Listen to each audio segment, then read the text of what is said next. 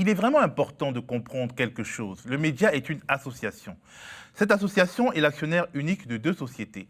L'entreprise de presse Le Média, dirigée jusqu'à hier par Aude Lancelin, et la société de production Le Média, dirigée jusqu'à présent par Stéphanie Hamou. Cette association comporte 3 collèges. Le collège des fondateurs, le collège des correspondants, progressivement élargi aux travailleurs qui sont aussi sociaux, et le collège des sociaux. Ce sont jusqu'à présent les membres des 2 premiers collèges qui font partie de l'Assemblée générale. Ce sont eux qui ont validé la nomination d'Aude Lancelin à la tête de l'entreprise de presse, Le Média, en juillet 2018. Le problème est qu'Aude Lancelin s'est brouillé durant les mois précédents avec un grand nombre d'entre eux, dont certains sont partis ou se sont mis à l'écart. C'est la perspective d'une Assemblée générale, rendue nécessaire en raison de la démission d'un membre du bureau sortant, qui a inquiété Aude Lancelin, qui se voyait obligée de composer avec une majorité qu'elle s'était aliénée en quelques mois. Mais il n'y avait là rien de politique, rien d'éditorial, contrairement à ce qu'elle veut faire croire, pour susciter un mouvement de sympathie au sein de l'opinion publique.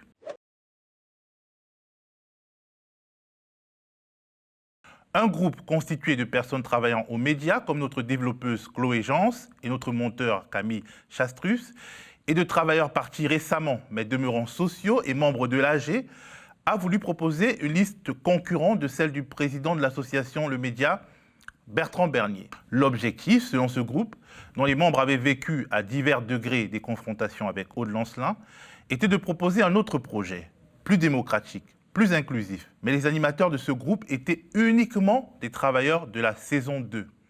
Il ne peut pas y avoir de prise de pouvoir extérieure, d'autant plus que l'Assemblée générale est composée à plus de 3/4 de travailleurs actifs lors de cette saison 2.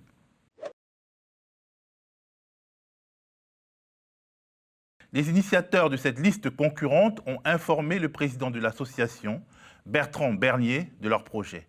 Il leur a demandé d'y surseoir pour éviter une crise ouverte. Il leur a proposé de rejoindre la liste de la continuité qu'il incarnait, afin de travailler en interne à la réconciliation. Bien entendu, il n'était pas question, dans cette configuration, d'écarter Aude Lancelin de son poste de président de l'entreprise de presse. Le président de l'association lui a même garanti que sa position serait inchangée. Elle a refusé toute conciliation et a démissionné en direct sur Twitter.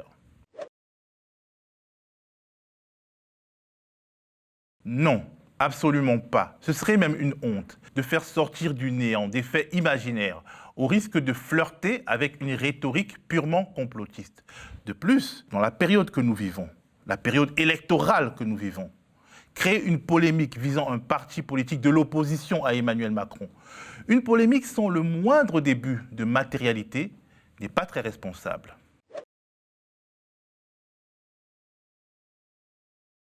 Pas du tout. Certes, il y a eu un débat sur notre position vis-à-vis de ce mouvement social qui restait difficile à lire au tout début. Mais une position commune a fini par se dégager. Il faut aussi savoir que parmi les personnes accusées d'être à la base d'un prétendu complot anti-Gilets jaunes, certaines ont subi une garde à vue de 21 heures ce week-end à cause de leur présence dans une manifestation de Gilets jaunes. Avant ça, ils avaient soit couvert bénévolement les manifs en live pour nos réseaux sociaux, soit réalisé des reportages mettant en lumière la propagande anti-Gilets jaunes. Laisser croire qu'ils auraient pu soutenir un changement de ligne éditoriale à ce sujet est à la fois violent et profondément injuste.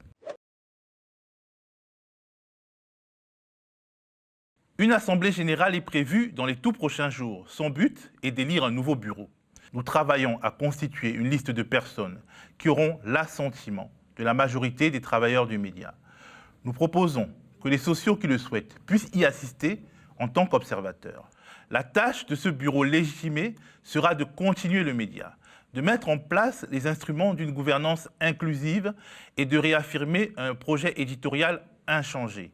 S'il survit à une deuxième crise causée par la démission médiatisée d'une de ses incarnations, il sera admis que le média ne saurait être le jouet de nos égos, mais qu'il est appelé à être une institution médiatique populaire et solide, porte-parole de la France d'en bas et de tous ceux qui se battent hors de nos frontières pour un monde plus juste.